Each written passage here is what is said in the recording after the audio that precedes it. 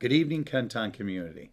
Before we get into the connection this evening, I want to take a moment to really talk to our greatest partners, our parents. We are one family, parents, working together, and I have to be very honest with you before we get into this connection.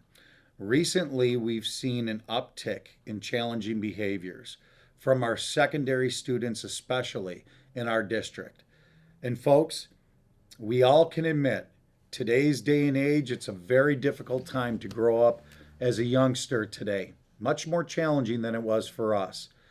But with that being said, our kids have to know I have zero tolerance for any poor behavior in our schools. There is never a reason to take any situation into your own hands. And I've directed all of our staff to never tolerate anyone who violates our hands off policy. Now, parents, I know together we can continue to connect with our children about why it's so wrong to take situations into your own hands. Seek out the assistance of an adult, even if you don't get the response that you want to get, that you're seeking to get right at that moment. It is still never an excuse to take a situation into your own hands.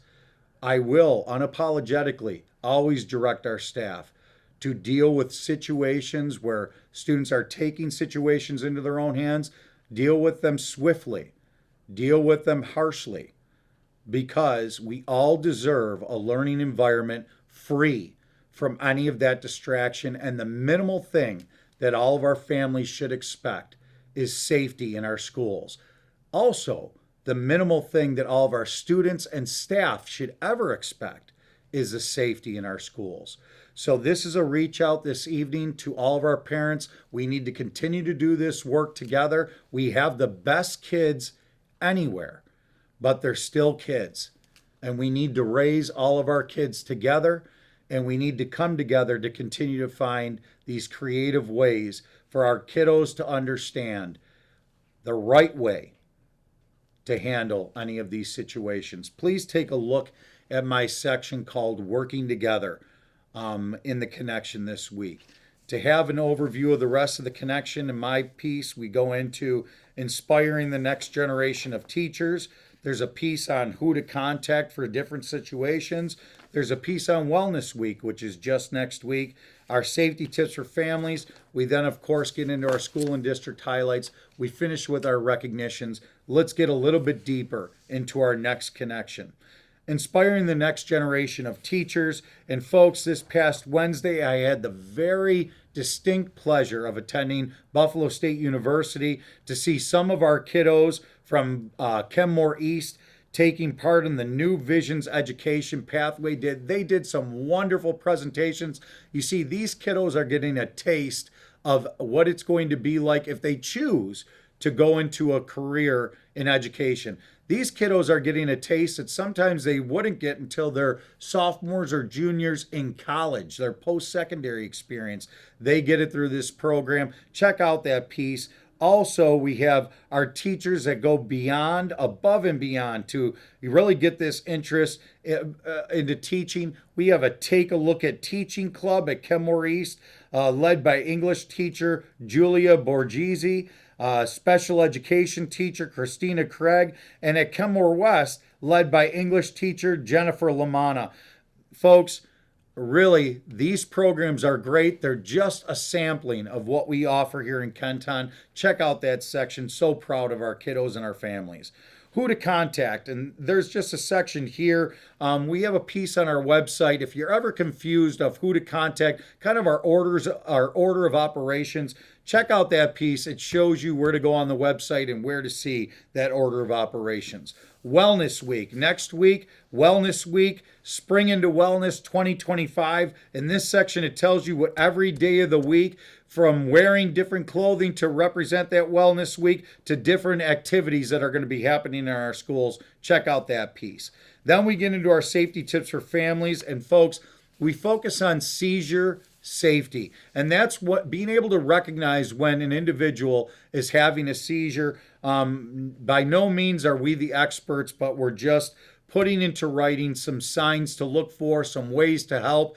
It's kind of scary for the individual who's going through the seizure and also for the people who are witnessing the seizure.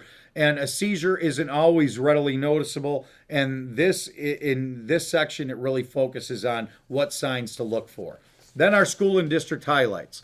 UB athletes surprise Lindbergh Elementary students. Lindbergh staff show support for World Down Syndrome Day. Student inspires Franklin Middle staff to raise $500 for Children's Hospital. Kenmore-East parents will host meat raffle to support class of 2027. Kenmore-East Work Study Program will host vendor craft fair on April 5th. Kenmore-East Performing Arts Hall of Fame will celebrate 2025 inductees. Staff observe Purple Day for epilepsy awareness. Dozens of students take part in Hoover Middle Chess Club. Martial Arts Studio donates $1,200 to 3 schools. And that brings us to our recognition this week, and we have a couple recognitions. First, Michael Herr. Check out this story about this young person, Kenmore-East senior Michael Herr, who was recently recognized as a runner-up for Western New York Junior Firefighter of the Year distinction. Folks, that's a huge deal. Michael, we're so proud of you. Really great way to represent Kenton and the Kenmore-East community.